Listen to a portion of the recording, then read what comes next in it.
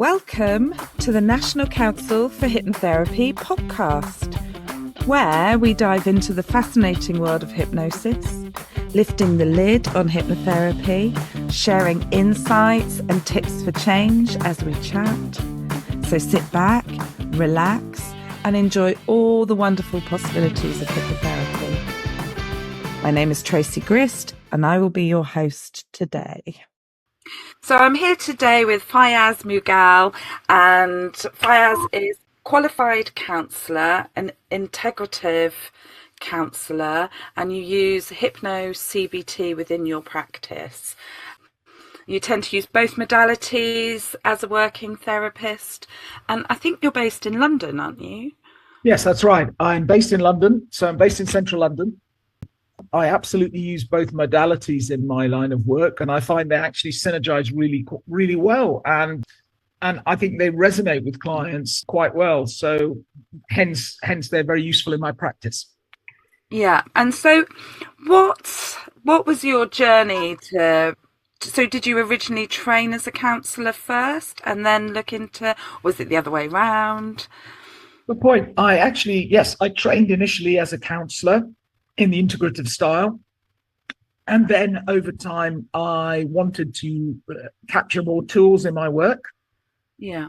So I looked at the hypnotherapy angle, and I found that it was another useful adjunct, not just to my practice, but actually to my own learning as well.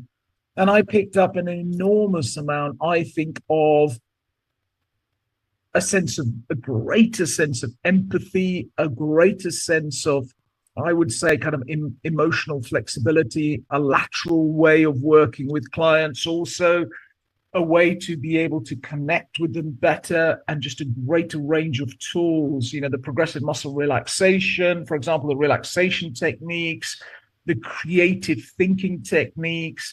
All of these are useful adjuncts that I can use, and which have a much more of an impact on a wide range of people. Yeah.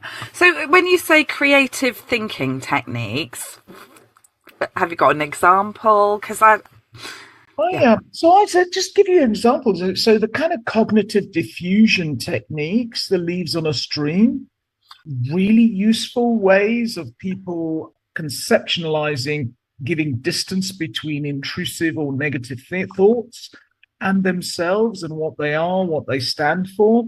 So, using the kind of leaves on a stream, using that kind of sense of their mind, their creativity, creating the scene where they can see kind of leaves coming down, going past them, thinking about thoughts being in a similar way. I find that whole way of using your imagination so important, and it becomes part of the individual's, hopefully, narrative and way of dealing with stress and issues that they have. So they can remove themselves away from their thoughts. So they can remove themselves away from their thoughts, so they can provide some distance between thoughts and themselves, particularly when I work clearly on anxiety conditions. And within that, obsessive compulsive disorder is one area that I really focus on and I specialize in. And, whilst there are some contraindications for the use of hypnotherapy with OCD, one of the things that's really effective, really powerful, is the kind of cognitive diffusion techniques that I learned within hypno-CBT that allow for the distancing between what a person may have as an intrusive thought and what they actually stand for, their value systems, their moral framework. And being able to visualize that distance is really powerful for people who have OCD. So do you pull them into remembering who they are and seeing that the thought doesn't necessarily belong to who they are? Yeah, so really good point. Absolutely. So what I'll do is I'll do some pre-work with them to use acceptance and commitment theory. So looking at what matters to them, right? What motivates them, what drives them, what guides them in terms of their own framework, their morality, their sense of desire for change in the world, all of those elements. I'd look at what kind of makes them up. And then, so some pre-work, and then going into the cognitive diffusion, the kind of leaves on a stream aspect of work, then I would integrate some of their core values, their frameworks, their thoughts, their desires into the script, into the therapy script, around diffusing from the thought and going back to what they fundamentally believe, stand for, value. So I'd weave that work into the hypnotherapy script, so it makes it relevant, practical, engaging for them, and gives them a sense that actually they can see that distance and feel who they are truly. Yeah, yeah. And so the thoughts then quieten and reduce. Quieten, reduce, and in a way, if those thoughts ever come, and they will come back in, but if the thoughts come in during periods of stress in their life, they can have that sense of innate distance, so they don't automatically fuse with the thought. Yeah. They don't automatically go with it. So if there's a thought that, am I dangerous? For example, in OCD, they have thoughts about harm OCD. There are thoughts about health OCD. There's a range of them. So if they think, oh, am I dangerous? The reality is actually they're able to reflect on distance and say, that's the OCD. This is me. I'm a gentle, I'm a calm. I care about people. There's distance there. Yeah. Yeah. Nice. Yeah. It's really powerful work that I picked up from the hypnotherapy side of the work I did. Yeah. And so do you use the counselling to look into what's going on in the hypnotherapy to bring people out of their patterns, essentially? Yeah. Good point. I actually use the hypnotherapy side really as the more practical tool side of my work. It's much more the hands-on practical tool side, because people who come to therapy, some want to talk about things that they have on their mind and are of concern to them. And I use the counseling element predominantly and primarily to work out where issues may have come from. So I use the counseling as a starting point to say, okay, let's compartmentalize some of the issues so it doesn't feel so encompassing. Yeah. Yeah. So we start to manage and compartmentalize where the issue came from. So, what happened with your childhood, what happened with your experiences, what happened with your parents, what happened with your carers, what happened at school. That's the counseling style, to be able to pull that out and work with the client. And then I go into the kind of, I would say, the integrative tools. I integrate the tools of hypnotherapy to give them practical means by which they can work through the other elements, whether there's existing stress, whether there are intrusive thoughts, whether that's learning about relaxation and being understanding your own breathing and all the other practical tools. So the two synergize really well, looking at the past and then looking at the present with practical tools through the hypnotherapy. And I find that synergy is really powerful. It gives me the ability to give my therapy a kind of unique flavor in its own self.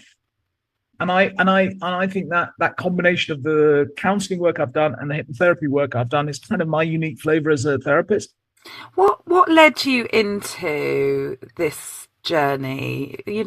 Counseling, it's quite rare as well for a man to choose to go down the counseling route. I think we're 80% dominated by women, isn't it, this industry? Yeah.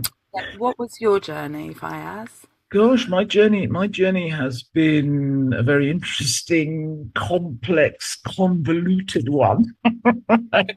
And my journey has been so, I didn't realize that I experienced trauma in my life. Okay. And I didn't know that. And I experienced anxiety for many years of my life. And so a lot of therapy work came into play. A lot of experiences, some of them quite negative around. I used to work previously in the charitable sector, and I used to work on challenging hatred, prejudice, and intolerance against Black and minority communities. And a lot of hate that I received further enhanced that trauma, so kind of built that trauma up. This is the nature of social media and the work and the arena of life we're in today, where there's a lot more hate around. And I guess in that journey and the work I had done, I realized that actually people like me who had suffered and experienced trauma, and particularly I'm a child of who was a child of a refugee family. Okay. So my family were kicked out of Uganda in 1971, a long while back, and I was 1 year old when I moved to the country and was then housed in military camps. Yeah. Early childhood experience has been one of dislocation, fear, new environment, Yeah. new culture, blah, blah, military camp, instability. And that's where the seat of the trauma started. Gosh. And so, repeatedly over time, and then other traumatic events and challenging really difficult things in society like racism and prejudice and being targeted by extremist groups, because I worked against extremism as well, in a way exacerbated the stress and the trauma, but also led me into a place where I thought, actually, I have these experiences. I would like to help other people, particularly who have been migrants who've come to this country, particularly people who have suffered trauma, particularly people who have multiple identities, and particularly people who don't feel that they can fully explore and live their lives. Okay. And so for me, this became a passionate journey to try to help others on a one-to-one level, because I also feel in the current climate, because of social media, there is so much of a false narrative that actually people need to act, live, and be in a certain way. And that just compounds the reality of life, that people have difficulties, that people have issues, that people have trauma, that people have bullying and past experiences. And actually they can flourish and lead good, productive, healthy, happy lives through work and through therapy that can really kind of pull them through. And frankly, I think everybody should have therapy. That's my view. Yeah, absolutely. Obviously, that's why we're therapists, isn't it? Yeah. Do you think that, I think we're a similar age, so I was just reflecting on how safe my upbringing was. My parents are still in the same house. There's still all of that grounding that perhaps I take for granted.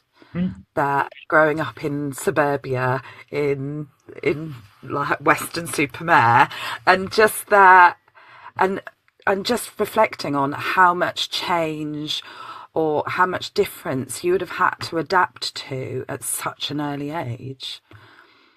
Yeah. Look, it's interesting because I still feel the impacts of that. Having lived nearly 45 years in Britain, 44 years in Britain, there are times I still feel it's alien. Yeah. There are times I look at the environment and go, am I really attached to this environment? Okay. If I'm born in Africa in my early first year, I've got a different environment that intrinsically set into my mind. So there is a form sometimes of disconnect. And there is a sense of the trauma of dislocation. When we were kicked out of Uganda, it was very much that the dictator wanted Asians out. My family suffered that racism really early on.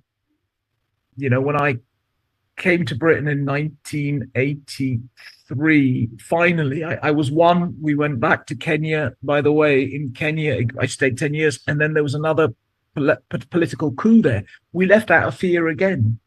Yeah. So, I came to Britain, and then there was the racism of the 80s and 90s. And just recently, I'll just give an example. The recent riots that took place that were targeting mosques and refugee centers really set off a lot in me. I can imagine. It just really set off a lot in me, and it set off a disappointment that after all these years of trying to challenge prejudice against all forms of people, including prejudice within some of the communities that I've been working within, that all people deserve integrity, decency, that all people deserve to be honored and cared for. Yeah.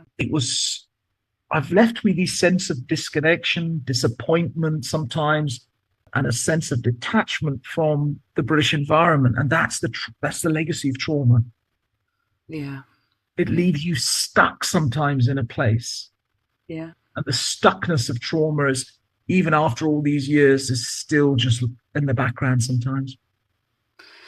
It's difficult, isn't it? I was thinking about, I'm at an age where I've got two boys, and they're old enough now so that I can go and live a different life. And I'm very aware that I look at different landscapes about whether I want to be in them or where I want to go next as a mum with grown-up children.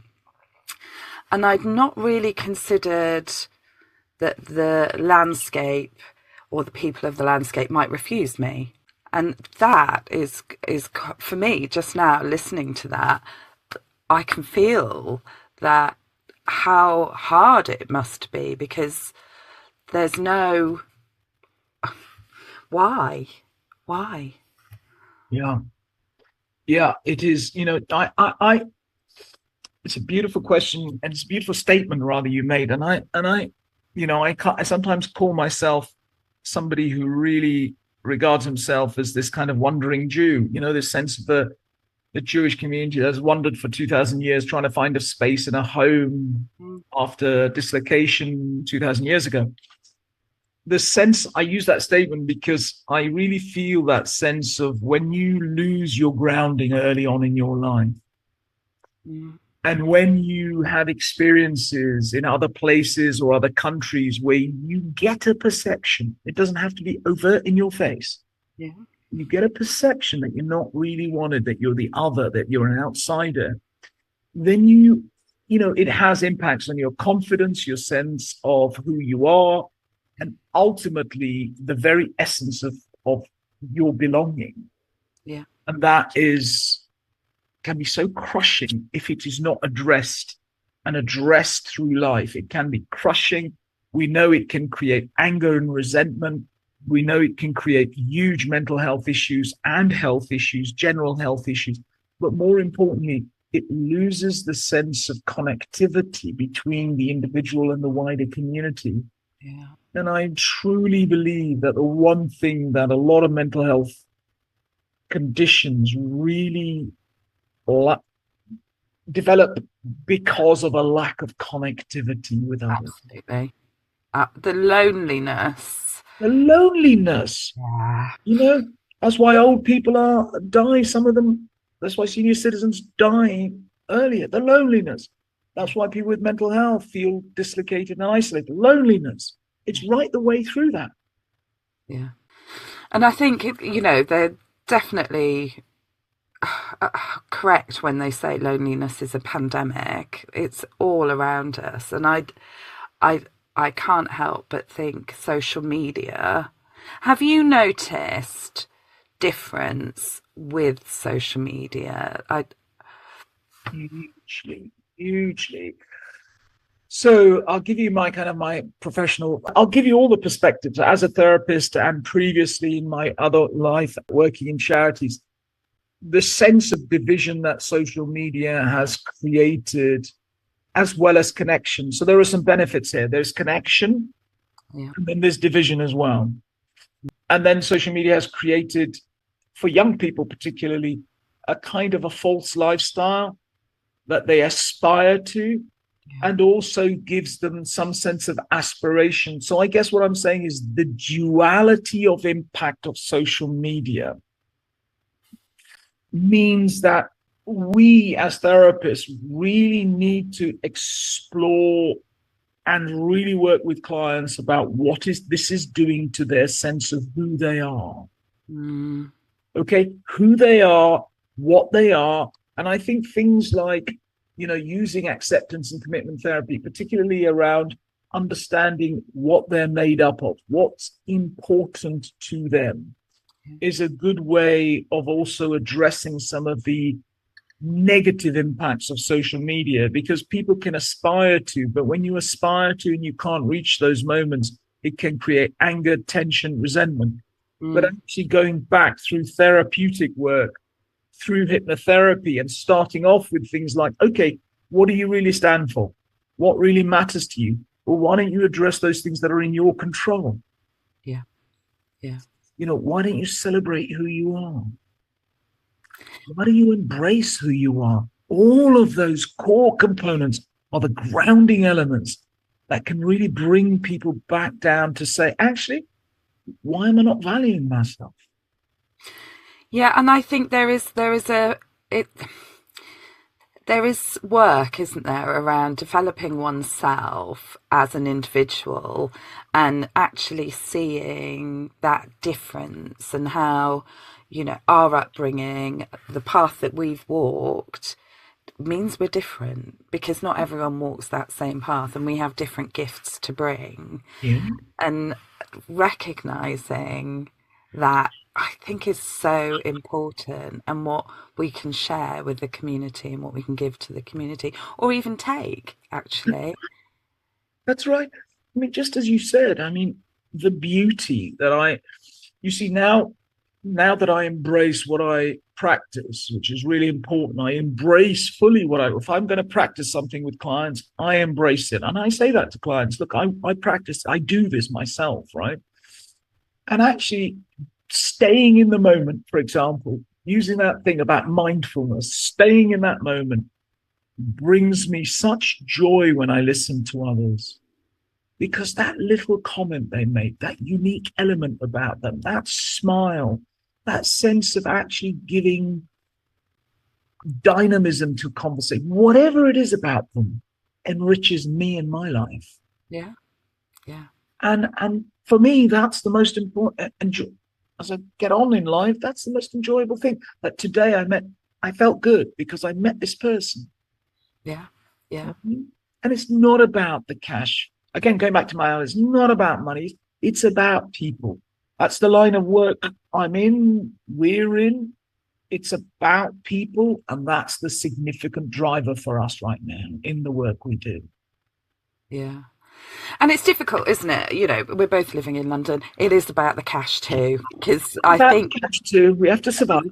What was the report? Like, to live comfortably in London, you've got to be on an income per household of 75k. It's obscene. It's obscene. I mean, it truly, I mean, all of us, therapists, people who work, people who don't, people who are not in employment, all of us are feeling the huge impact of the cost of living crisis, the price rises.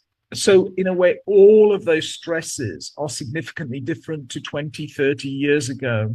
Totally. And so we are living in a much more complex, a more stressful and a more challenging world, right? Because the pound would go far longer 20 years ago. It doesn't go that far at all nowadays. And I don't know about you, but when I see young clients in their early 20s, late teens, they can't afford to buy. Yeah. And they're walking into a world where, how do you ignite hope? How do you say, okay, what's the concept of living if people can't afford housing? They can't. Well, how do we change that? It's almost like a different version of the American dream. What's the UK dream? Because before it was you own a house, you live comfortably, like what's the pathway? And sorry. And I guess no, I totally kind of in tandem with what you're saying. Let's go back to the fact that one of the most important things to have grounded early on in your life is a place, a space to belong. Yeah. And that's a home of your own, or a place where you feel safety in. And, young people today, if they want to start a future and get married and have a partner, whatever they want to do, not to have the opportunity to have their own space to develop their own future in is so problematic, because they are left in a space where they're living with parents, many of them. They can't be they can't be authentic. They can't be authentic to who they are. And that is a major significant issue here. Yeah. And also the fact that they don't know where their future is going because they're stuck financially and in terms of their authenticity. And that is a major issue. Yeah. Yeah. And in some ways, when you look at the traditional pathway and how the traditional pathway is now faulty, that also gives us permission to think creatively. Like, how can we look to the future? What can be done? And I think, an invite to all the young creatives, like, what can we do different? Because this isn't working. Yeah. Yeah. It's not working. And you and I know the number of people who are coming through who are concerned not just about their own well-being, their mental health, but their financial future. They're all integrally linked. Yeah. They're all integrally linked. It is not working. The sense of trickle-down economics, the sense of, finally people at the bottom strata will get something coming down the way through business is not working. Mm. When we have a whole generation who are fearing they will never have a home of their own, we have a fundamental problem in society, which then impacts on well-being, which impacts on mental health. Yeah. And we know we already have a significant issue of mental health issues that are coming up through the system, through the pandemic and before. So we are in a country where there is a crisis that's taking place, both in terms of finances, both in terms of our health and well-being. And I think we need much more creative ways to deal with it. Unfortunately, you still get the politicians talking about, the NHS will try to resolve it. We will use entrepreneurs. Well, great. This is great rhetoric. But where's the realistic change in our society? And I guess I'm saying to you, just like you, young people listening to this, if you have ideas that you can use technology with to bring about a greater sense of connection, a greater sense of empathy, a greater sense of hope in our society, go for it, because we really do need it over the next decade. Absolutely. Absolutely. How do you inspire hope in your clients? Is there a way of working? Is there something that people can take? So here's the thing about, in my hypnotherapy training, the thing that grabbed me, I remember this, it was so powerful. So Mike is one of the therapists that I adore. And in my early training, there were 7 core tasks, he said, in therapy that a therapist needs to do to basically create a really good, conducive environment for therapy. And he said, hope is absolutely fundamental, right? So my form of hope is always in virtually every session. And again, this is where the counseling skills bang into the hypnotherapy, and they synergize so well, is to always reflect upon and work with the client to find out what movement there has been, what psychological movement there has been, what emotional movement there has been, what activity they've undertaken that actually has moved them towards the direction of well-being, and to really allow them to enjoy, absorb, amplify that, because that's the hope bit that they are doing, that there is a real sense of change and that sense of hope, that change is on the horizon. That is on the horizon. It may take some time, but that creative change they're undertaking is leading them on that path, is something I always underscore in my therapy. I grab it right from the beginning if it comes out, or in the middle, or even at the end of the session, and I repeat it and mirror it back to clients in different ways. Yeah. Because that hope is fundamental through therapy, in situations where people are feeling hopeless. Once they can grab that kernel of hope, it provides the motivation, the direction. It also provides a sense that they can get through. Yeah. And I think, because I like to think of when I learnt to drive, you have to master the 3-point turn and turning the car around the road in 3 points. And, in an ideal situation, we can do a 3-point turn and change. But invariably, it's going to be a 762-point turn. That's right. And that's all right. You're still turning. That's right. Listen, I'm here doing a 2078. lived my life, right? It's all right. Yeah. There's no timer on this. There's no set way.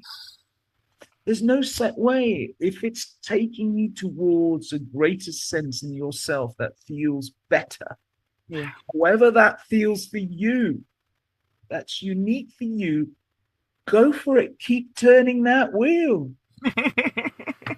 That's it. It's tiring, but it's doing. Yeah. It's doing. That's it. There's no magic science to this. If it's doing, keep tilting that wheel in that direction. Yeah. Yeah. So what led you to specialising in anxiety? Like, there are many different factions, isn't there, that we can work with? Yeah. And so your website, anxiety. Counseling for anxiety. Yeah. Well, there were lots of areas that I initially kind of toyed in my head about, but I guess I went back to something that has affected me. Anxiety has affected me in my life. And I thought, right, okay, let me go into this area of work because there's a personal connection that I kind of have been through this. So that's the starting point. The second thing is there are not many male therapists that may be working generally in therapy. I'm a person of color. Clearly, I can bring my perspective into it that can help different diverse communities. And then fourthly, I think there was a real desire also to work on some more difficult conditions within anxiety, like obsessive compulsive disorder, which are still not very well. I mean, there's an incredible amount of information that's coming out in the public domain about OCD, but there's not many therapists that work in these areas. Yeah. And it's such a debilitating condition for some people that actually, we need more people working, more therapists working on this area. And it's a striking, for example, just in this condition, in this anxiety spectrum condition, the fact that there are between 80 to 100 million people globally with OCD at a conservative estimate is huge. And yet the vast and overwhelming majority of therapists really don't understand, or if they do, are trying to find more tools to be able to work with this condition. So for me, I kind of done something I've always done. I've gone against the grain. I've been the kind of person who's always gone against the grain in my life. And I thought, right, let me pick on a complex condition. It's not where I am. Oh, the more difficult, I'll go into that. And listen, it's not easy. But the fact is, with people who are really, really suffering with a complex condition, I think when they see any movement, any psychological flexibility, any sense of well-being that creeps in, the impact is so significant in their lives. So it kind of led me in this direction. I'm happy I'm in this work, but I have to also add, there's also for me a real desire to do couple therapy in the future. So I'm not stuck wholly in one area in that sense, that I'm open to other areas as my therapeutic journey develops. Yeah. Oh, interesting. So how do you define OCD from your space? What do you think is going on with OCD? Just so people have a different perspective. Yeah. So obsessive compulsive disorder it's basically two components. One is made up of obsessional intrusive thoughts. Everyone has intrusive thoughts. Everyone gets them. The difference with people with OCD is the meaning that they give to the intrusive thoughts and the depth that it catches them. Yeah. Everyone's had that thought where you're driving down a motorway and go, oh my God, if I lose control right now, is this car going to go off the motorway? Well, everyone's had that, right? It's an intrusive thought. Unfortunately, somebody with OCD may think, right, I could really do this. The depth they go into and the capture of the thought sucks them into a vortex and sends them into what is a repetitive rumination type activity. Just one example. So ruminations and obsessions are one component. The other component are compulsions, the physical activities that they do. So people who have a fear of contamination we know it's a generic and well-known thing that they will start to clean. But there are people who may have obsessions that they may be harmful and they start to keep away from people in general. So those are the compulsions they do. But these are people who can have obsessions and compulsions but even purely obsessional, but yet internalized compulsion. So it's a much more complex condition. What I say is, if it is causing somebody to lose significant time in their life, ruminating or carrying out compulsions, then they need to seek help. Yeah. They need to seek help because the quality and value of their life is not at its fullest extent. I think there's also that caveat, isn't there? I go back and check my door sometimes. Do you know, like I go back and check it once. And that's kind of normal. And if we're stressed and we're not thinking about what we're doing, you know, I know that if my thoughts are occupied and then I'm halfway to work and I think, did I turn my straighteners off? Chances are I did. Yeah. So I can find that comfort knowing my subconscious is looking after me. In the same way that if I'm on the motorway, I can drive past Birmingham and not even notice because my subconscious is just like, I've got it. Yeah. Yeah. And just imagine, now that's a great example. Just imagine if your subconscious at that moment switches off and actually there's no response back internally to say, Yeah. okay. Just imagine that okay button closing. So the person goes, did I close internally in their head? Did I close the iron or the curlers? And there's no feedback. Guess what? The fear level ratchets up.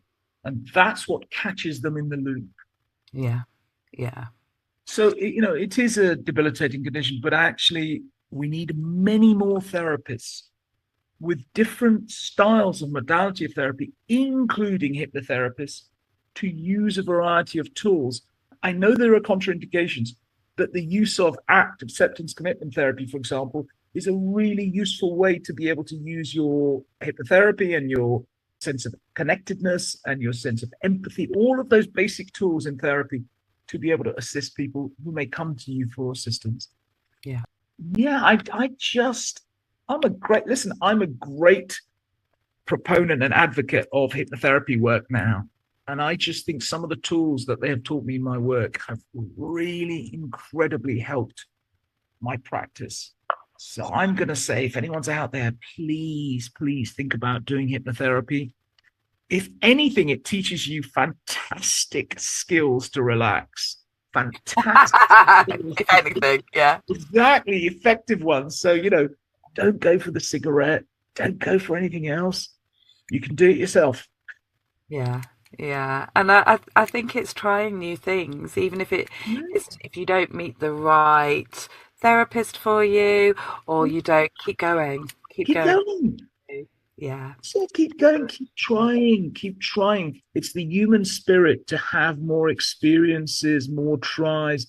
Keep at it. Yeah. Somebody and something will connect with you repeatedly at points, but don't lose sight that hope is really important. And in a world where technology is moving at such a pace, there will be really substantive ways to address some of the concerns coming up over the horizon. So there is real hope for this generation, for us all, compared to just 10, 20 years ago. Yeah. Yeah. It's exciting. It is exciting. Exciting. Oh, Fayaz, thank you ever so much for sharing your insights with us today. Pleasure. You've been so lovely. Oh, likewise. Thank you. And it's just been really informative and helpful, and I just think great, I'd love to see more men in therapy, like both sides of the chair, and it's wonderful that you are, and I think well done, like you're a unicorn. It's amazing. Thank you. Well, listen, I'm here. Let me just also leave you with this. I'm here in my life because of so many women who helped me on the journey in my own emotions and my own mental well-being. So if I didn't have those women who had intervened, supported, and helped me, I wouldn't be here. So I have to say that, women are the glue that holds our society and holds our mental health together. I'm testament to that. So thank you for the the better and fairer sex. Sorry, don't kill me, men. You really have led me to this point where I'm still going in my life. Thank you. Nice. Oh, well, thank you ever so much, Fayaz. It's Pleasure. lovely. Pleasure. Take care.